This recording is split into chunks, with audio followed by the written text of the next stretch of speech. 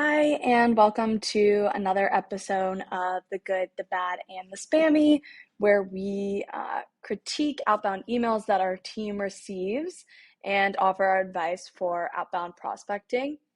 This email is one that our VP of Marketing received. As you can imagine, she receives a ton of outbound emails, as every VP does.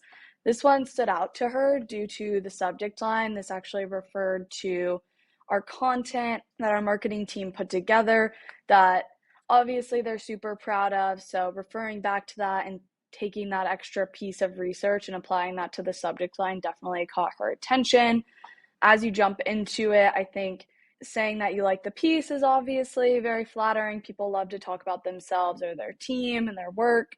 So adding that was really nice. Jumping right into the valuable piece of the email is good. This line, did you know that Mixmax has 146 competitors?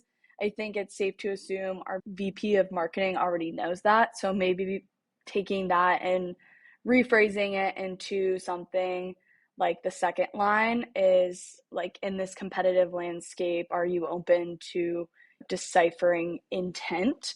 And then this last paragraph could be condensed into some bullet points. I love bullet points for outbound emails because even if you have caught their attention, you really only have a few seconds to really convey the value of the product or what you're going to provide to the prospect or recipient.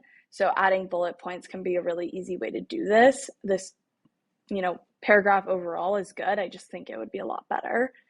And then the last thing is there's no call to action. Make sure there's somewhere for her to book. If she's reading this email and, her attention is grabbed, the first thing she's going to do is maybe like book something.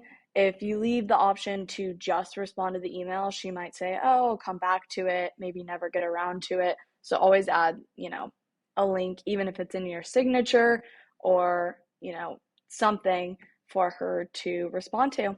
Thanks.